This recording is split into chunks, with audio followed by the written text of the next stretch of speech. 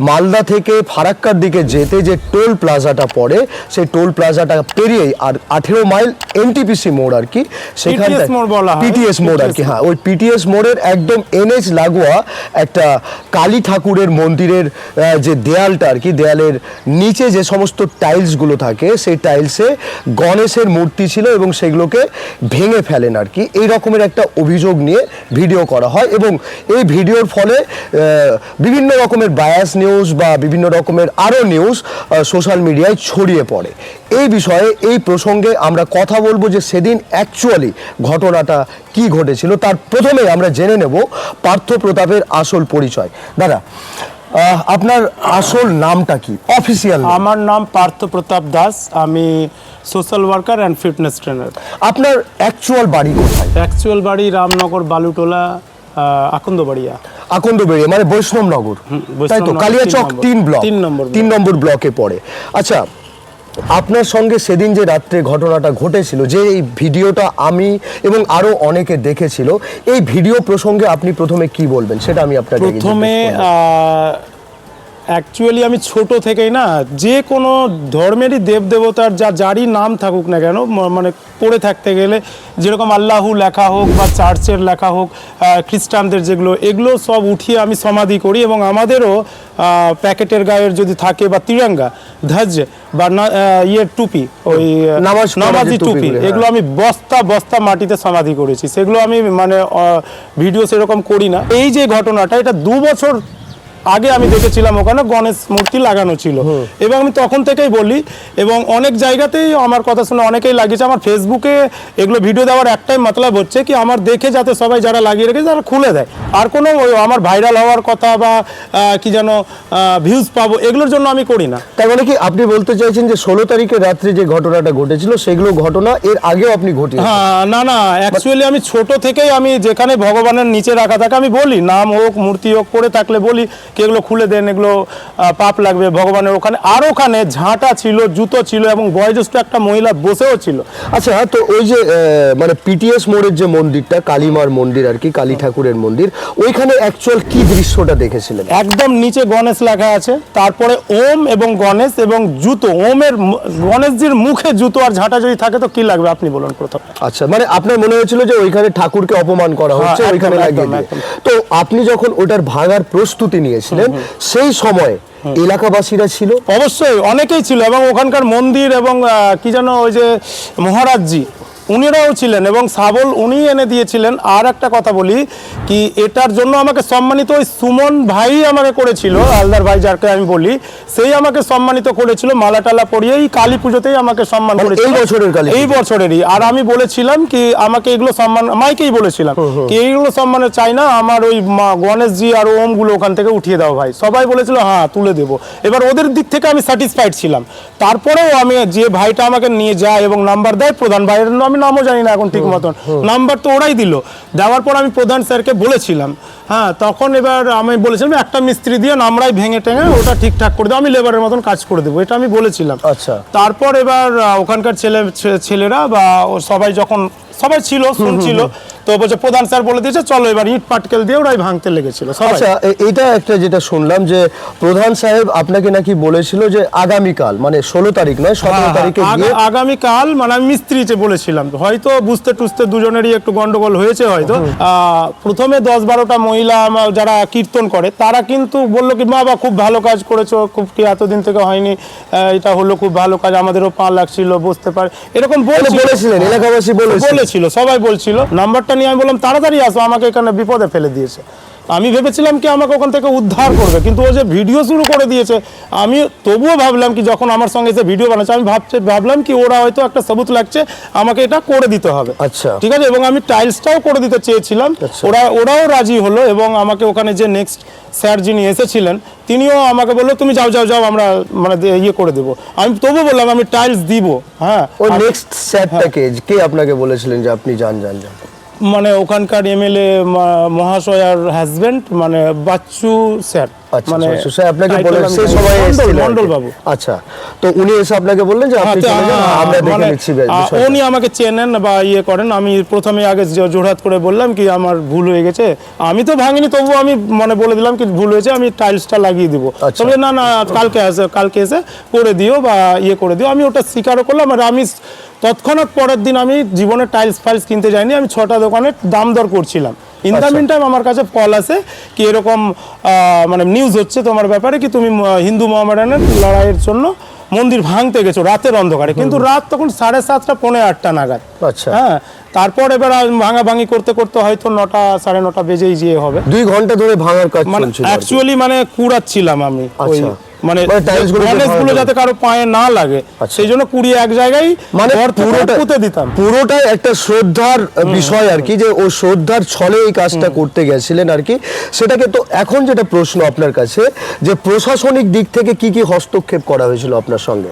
প্রশাসনিক দিক থেকে তো আমি মানে মানে সবাই তো এটা যাদেরই হিউম্যানিটি আছে তারাই তো বলবে এটা ভালো কাজ।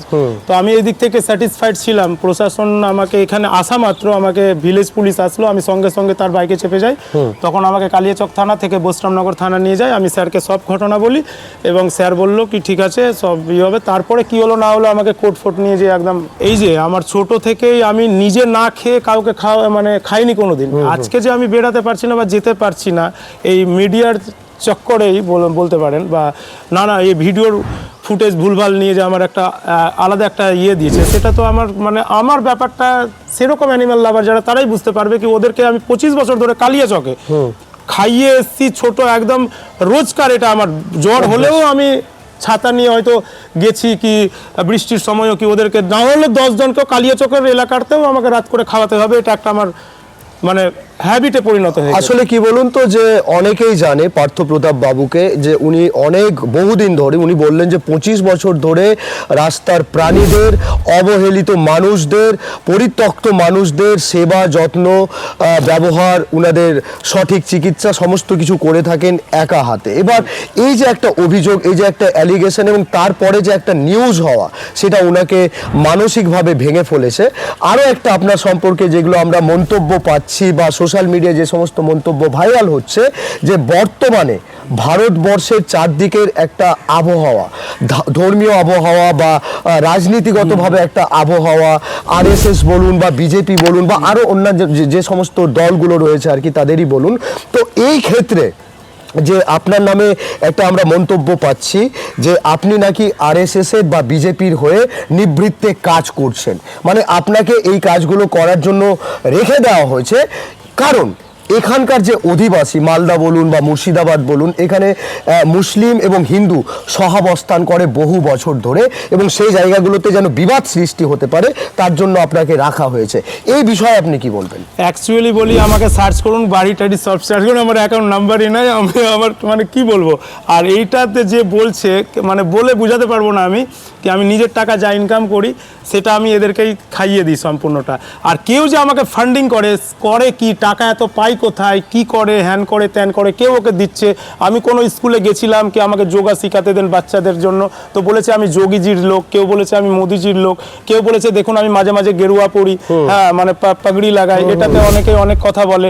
হ্যাঁ, তারপর এই যে আরএসএস এর লোক, এটা আরএসএস এর লোক আমি একদমই, আমি কারো লোক নয়, আপনাদেরকে না কিচ্ছু মাইন্ডে নিতে হবে না। আমি এই ভবগুড়েদের এই অ্যাক্সিডেন্টালি প্রাণীদের লোক, আমি কোনো দলেরই না, আর আমি কারো দিক থেকে না, কেউ আমাকে ফান্ডিং করে না। আর বিশেষ করে কালিয়াচক ব্রেকিং নিউজের সঙ্গে যে আমি যাই, এখান থেকে ভবগুড়েদের জন্য যদি আমাদের প্যাকেট অনেকেই দেয় না, কিছু কিছু ব্যক্তি দেয় 3-4টা প্যাকেটের জায়গায় 7-8টা আমরা চেয়ে নিই, সেটা আমি ওই ভবগুড়েদেরকে খাইয়ে আসি। তো প্রতাপ বাবুর বক্তব্য হলো যে উনি কোনো রকমের কোনো রাজনৈতিক দল বা কোনো সংঘ আর কি তার সঙ্গে কোনো রকম ভাবে যুক্ত নয়, সেই কথাটা একদম মানুষ যেগুলো বলছে আর কি ভুল বলছে, একদম সেটা বলছেন। মানে আপনার কোনো এরকমের উদ্দেশ্য ছিল না যে হিন্দু বা মুসলমানের মধ্যে একটা বিভেদ সৃষ্টি করা, এটা তো সেই জিনিসটা ভাবতেও ঘেন্না হচ্ছে কি আমি সব জায়গায়তে মানে বিগ হগ বা আমি সবাইকে মিলে মিশে থাকার যে একটা, সবসময় আমার সোশ্যাল মিডিয়াও চেক করবেন, সবসময় আমি বলতেই থাকি হ্যাঁ কি নিজেদের মধ্যে মানে মানে এগুলো আমার কোনো সময় আমি নামটাও নিই না, হ্যাঁ, কি এই যে মানে ধর্মে ধর্মে ভেদাভেদ, এটা আমাকে খুব বাজে লাগে। আচ্ছা, যে নিউজটা প্রচার হয়েছিল, সেই নিউজটা যখন আপনি প্রথম শোনেন তখন আপনার কিরম লেগেছিল? খুবই বাজে লেগেছিল, মানে খুব এতটাই দুঃখ লেগেছিল কি আমি কি করব বলে বুঝাতে পারছিলাম। মানে ওইখানে আপনি বলতে চাইছেন যে ওইখানে রাজনৈতিক রং চাপানো হয়েছে? একদম। কেন এই রাজনৈতিক রংটা আপনার উপরে চাপাবে কেন? আপনি তো একজন আমার মতন সোশ্যাল ওয়ার্কারের উপরে যে এরকম রাজনৈতিক রং চাপাচ্ছে, এটাও তো একটা বিশাল বাজে একটা দিক। হ্যাঁ, কেন? এটাই তো প্রশ্ন। আমি বুঝতে পারছি না এদের ব্যাপারটা কি আছে, কিন্তু আমি নিজে না খেয়ে আগে ওদেরকে খাওয়ানোটার ব্যাপারটা আগে ভাবি, বা ওদেরকে খাওয়ানোর চক্করটা ভেবে আমি, কেন আমি দেখেছি থরথরে ঠান্ডায় এরকম করে কাঁপে মহিলাগুলো, আপনারা দেখে নেবেন 35খানা মহিলা এই ডিভাইডারের মধ্যে এখনো বর্তমানে পড়ে রয়েছে, যাদের গায়ে ড্রেস নাই। ওইখানেই ওই জায়গাতেই আমি ওই মহিলাটাকে ড্রেস দিয়ে মানে সপ্তাহে ও না ইয়াং ছেলেরা উত্তেজিত কথা বলে, ছিঁড়ে টিড়ে দেয় নাইটি পাইটিগুলো। আমি চেয়েছি, আমি নতুন দিইনি, কিন্তু কেন আমার কাছে টাকা থাকলে আমি নতুন দিতাম, আমি পুরনো কালেক্ট করি। আচ্ছা, আরেকটা প্রশ্ন আপনাকে জিজ্ঞেস করব। সেদিন রাত্রে 16 তারিখের রাত্রে ওই 18 মাইল পিটিসি মোড়ের ওই মন্দিরে, হ্যাঁ খুব দারুণ, হ্যাঁ, ওই জায়গাটা যাওয়ার আপনার উদ্দেশ্যটা কি? আমার উদ্দেশ্য ওখানেই মহিলাটা থাকে, শান্তি মাসি, 9 বছর ধরে পাক্কা রোজ দিন দিই। 16 মাইলে একটা ভাই আছে রঞ্জিত সিং বলে ওর নাম, একে আমি 12 বছর থেকে দিই। সেদিনও কি আপনার ওই উদ্দেশ্যেই ড্রেস পরা দিতে গেছিলাম? সেদিন আমি আমার কাছে একদমই কিচ্ছু ছিল না, 10 টাকাও ছিল না, এমনকি ভাড়াও ছিল না। আমি অন্যজনের বাইকে গেছিলাম সেদিন, ঠিক আছে, ড্রেস দিয়ে এসেছি আমি সেদিন, আমার কাছে পুরনো ড্রেস ছিল, 2 ব্যাগ ড্রেস দিয়েছি। তার মানে আপনারা শুনতে পাচ্ছেন যে পার্থ প্রতাপ বাবুর কাছে একটা বিষয় স্পষ্ট, যে যিনি বহু বছর ধরে সামাজিক মানে কর্মকাণ্ডের সঙ্গে যুক্ত, পশু বলুন, প্রাণী বলুন, এবং যারা ভবঘুরে পরিত্যক্ত আর কি পরিবার থেকে, এই রকমের বহু লোকজনের পাশে দাঁড়ান, তাদেরকে খেতে দেন, বিভিন্ন মানুষের কাছ থেকে চেয়ে উনি খাবার উনাদেরকে প্রোভাইড করেন। সেদিনও 16 তারিখের রাত্রে ওই পিটিসি মোড়ে, এনটিপিসি যে পিটিসি মোড়, সেখানকার যে মন্দির, কি বললেন নামটা? 22 হাতের কালী ঠাকুর আছে, 22 হাতের কালী ঠাকুরের যে মন্দির, তার নিচে যে গণেশজি এবং ওম লেখা, যেটা পবিত্র একটা শব্দ ওম আর কি, সেই শব্দ, এবং গণেশজির যে ছবি আর কি, যে টাইলস ছিল, সেই টাইলসের পাশে জুতো রাখা ছিল, ঝাঁটা রাখা ছিল, হ্যাঁ, যেটা দেখে ওনার হয়তো শ্রদ্ধাতে আঘাত লেগেছে। মহিলা ওখানে বসেও ছিলেন, মানে গণেশজির ওপরে, মানে এখানে যদি গণেশ থাকে বা কোনো মূর্তি থাকে তো আমি এখানে বসবো, বলো না? না, কখনোই নয়। তো এই রকমের একটা বিষয়কে উনি রিভিল করতে গেছিলেন, বা ওই জায়গাগুলো থেকে সেগুলোকে সরানোর ব্যবস্থা করছিলেন, আর সেখান থেকেই এই বিতর্কটা শুরু হয়েছিল এবং এই ভিডিওটা ভাইরাল হয়েছিল। এবার আমরা ওনাকে জানলাম, অনেক কিছু আপনাদের মনে যে সমস্ত প্রশ্ন ছিল সেগুলোও জানলাম, এবং কি ঘটনাটা ঘটেছিল সেটাও জানলাম। আমরা তো জানলাম একটা পক্ষের কাছ থেকে, এবার যিনি দ্বিতীয় পক্ষ, মানে ওইখানকার অধিবাসী বৃন্দ এবং যে সুমন হালদার মহাশয়, আমরা তার সঙ্গেও যোগাযোগ করব এবং তার সঙ্গেও কথা বলে পুরো একটা প্রতিবেদন আপনাদের সামনে তুলে ধরবো। আপনারা বিচার করবেন যে এটা পার্থ প্রতাপ বাবুর বানানো কোনো গল্প, ভাইরাল হওয়ার জন্য গল্প, নাকি এই গল্পের ওপর রাজনৈতিক একটা রং চাপানো হচ্ছে। আপনাদের কাছে দুটো প্রশ্নই থাকবে, আপনারাই আপনাদের মতো করে বিচার করবেন। পিটিএস মোড়, সেই মন্দিরটাই 22 হাতের কালী ঠাকুরের মন্দির আর কি। আর আমার সঙ্গে রয়েছে সুমন হালদার বাবু। সেদিন যে 16 তারিখ রাত্রে যে ঘটনাটা ঘটেছিল, সেই ঘটনার বিস্তারিত বিষয়টা আমি ওনার কাছে জানবো। নমস্কার সুমন বাবু, প্রথমে আমি জিজ্ঞেস করব যে সেদিন রাত্রে ঘটেছিলটা কি? সেদিন রাতে ঘটেছিল, অ্যাকচুয়ালি হয়েছে তখন আনুমানিক 9:30 10টা বাজে। তখন আমাকে পার্থদা কল করে যে হালদার ভাই আমি একটু সমস্যায় পড়েছি। আমি যে কী হয়েছে বলো? বলছে যে আমাকে এখানে লোকজন ধরে লোকেরা উত্তেজিত হয়ে গেছে। আমি বলছি কেন উত্তেজিত হয়েছে? বলছে আমি তোমাদের এইখানকার মন্দিরের টাইলসগুলো ভাঙতে লেগেছি আর মানুষরা করতে লেগেছে। আমি বলছি তুমি ভাঙতে কেন গেছো? তুমি মানুষ তো উত্তেজিত হবেই। একদম। তুমি ভাঙতে লেগেছো, তুমি কি কারোর পারমিশন নিয়েছো? বলছে না, আমি পারমিশন নিয়েছিলাম কিন্তু আমাকে পারমিশন আজকে দেয়নি। তো যেহেতু এই মন্দির হচ্ছে যে পুরো সমাজের মন্দির, 10-এর মন্দির, কারোর একার পৈতৃক মন্দির নয় এটা, যে কারোর পারমিশনে এই জিনিসটা করবে, ঠিক আছে?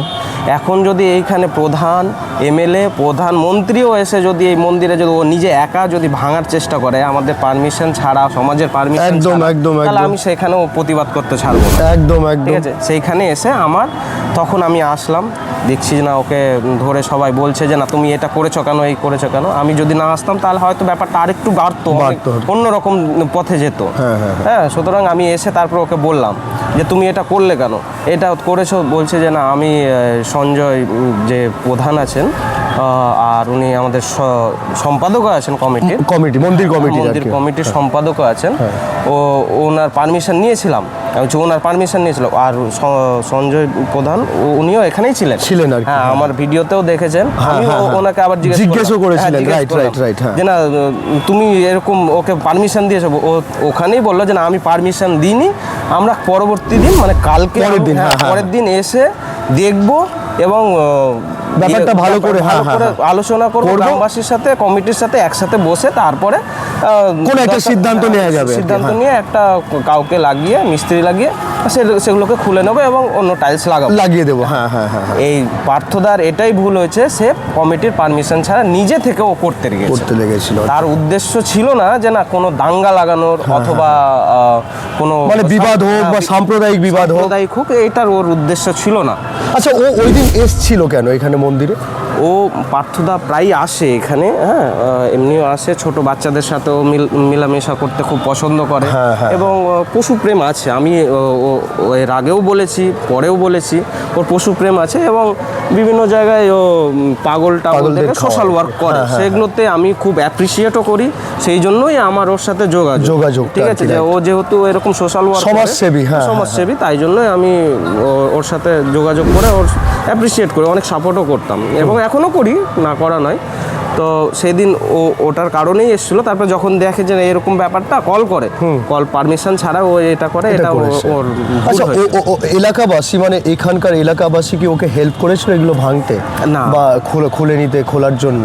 না, এলাকাবাসী বলতে ছোট ছোট ছেলেরা ওর সাথে ছিল। ছোট ছেলেরা তো আর বোঝে না, আর কিছু দু একটা হয়তো বাইরের গ্রামের ছেলে এসে ওর সাথে সহায়তা করেছিল। এবার ওর সাথে মানে কোনো খারাপ উদ্দেশ্য বা কোনো রকমের এগুলো ছিল না, মানে ওর ছিল এটাই যে জুতো লেগে যাচ্ছে, ঝাঁটা রেখে দিচ্ছে গণেশের মূর্তির সামনে, এটা একটুখানি ওর কাছে হয়তো দৃষ্টিকটু লেগেছে। আচ্ছা, এখানে অনেকে আর কি আমরা কমেন্টে দেখেছি যে পার্থকে আরএসএস বা বিজেপির লোক বলে দাগিয়ে দেওয়া হয়েছে, যে ও হয়তো নিভৃতে আরএসএস বা বিজেপির হয়ে কাজ করছে। যেখানে আমরা তো সহাবস্থান করি, মালদা মুর্শিদাবাদ বহু বছর ধরে আমরা সহাবস্থান করি, তো সেখানে হয়তো একটা দাঙ্গা বা সাম্প্রদায়িক দাঙ্গা লাগানোর একটা চেষ্টা করেছে। এইরকম কি কিছু লক্ষ্য করেছেন? না, আমার পার্সোনাল দিক দিয়ে বলি, আমি কোনোদিন ওকে দেখিনি যে আরএসএস অথবা বিজেপি কখনো প্রচার করতে কখনো দেখিনি। এমনি সোশ্যাল ওয়ার্ক করে, এইটুকুই আমি দেখেছি। এটার জন্য ওকে আমি অ্যাপ্রিসিয়েট করি এবং সাপোর্ট করি। আচ্ছা, মিডিয়াতে যখন দাগানো হলো আর কি ওকে অভিযুক্ত করে যে ও এরকম করার চেষ্টা করেছে, মানে পুরো মালদা জেলা প্লাস ওয়েস্ট বেঙ্গল পর্যন্ত একটা তোলপাড় হলো বিষয়টা নিয়ে। তো মিডিয়া যখন দেখালো আপনার ভিডিওটা পাওয়ার পরে, অনেকে যেমন বলেছে যে আপনি নাকি ভিউজ আর লাইক কমেন্টসের জন্য এই জিনিসটা করেছেন, এটা কতটা সত্য আগে এটা বলুন। যদি ভিউজ আর লাইক কামানোর ওরকম উদ্দেশ্য থাকতো, আমি পরের দিন ডিলিট কেন করতাম? আমাকে তো ওইটাতে লক্ষ লক্ষ মানুষ মিলিয়ে 6 লাখের কাছাকাছি 7 লাখ চলে গেছিল। তারপর আমি দেখলাম যে না, ছেলেটার সাথে হিত থেকে বিপরীত হচ্ছে, তো আমি সেটাকে ডিলিট করলাম। তো আমার দরকার কি ছিল ওর ভিডিওটা ডিলিট করা? রাইট। এবং পরবর্তীতে আবার আপনি একটা ভিডিও বানিয়েছেন, আবার ভিডিও বানায় যাতে ওকে খারাপ না ভাবা হয় কেউ। এটাই আমার উদ্দেশ্য। মিডিয়া যেটা করেছিল, মানে আপনার সঙ্গে যে মিডিয়াগুলো নিউজ করেছিল, ওই মিডিয়াগুলো কি আপনার সঙ্গে যোগাযোগ করেছিল, জানার চেষ্টা করেছিল? না, এটাই আমি বলবো যে মিডিয়ার কাজ হচ্ছে সমাজের কাছে বার্তা পৌঁছে দেওয়া, সঠিক বার্তা পৌঁছে দেওয়া। একদম ঠিক আছে। মিডিয়ার এই কাজ নয় যে কারোর ভিডিও তুমি কপি করে নিয়ে ডাউনলোড করে নিজের মতো মনে বানিয়ে আর কি প্রতিবেদন করবে, আমার কাছে যাচাই না করে ওরকম ভাবে সম্পূর্ণ যতটা এখন পর্যন্ত।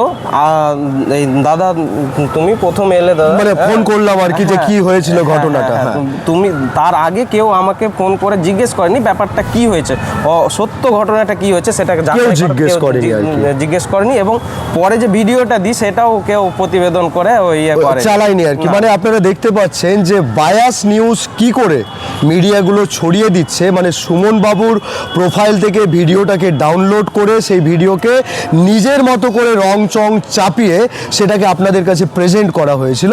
তো সেটা কিন্তু উনিও ওনার মুখে বললেন, আমিও শুনলাম, আপনারাও শুনতে পাচ্ছেন। আর একটা প্রশ্ন আপনাকে করব শেষ, যে এই যে ঘটনাটা ঘটেছে সেটা একটা কোইন্সিডেন্ট, সেটা একটা ভুল বা পারমিশন ছাড়া বা যাই হোক এটা একটা ভুল হয়েছে, একটা আবেগে হাত দিয়েছে, সেটা আরও বৃহত্তর অর্থে করা যেতে পারত। কিন্তু এখানে কি আপনি কোনো রকমভাবে বুঝতে পেরেছেন যে রাজনীতির রং লাগানো হয়েছে?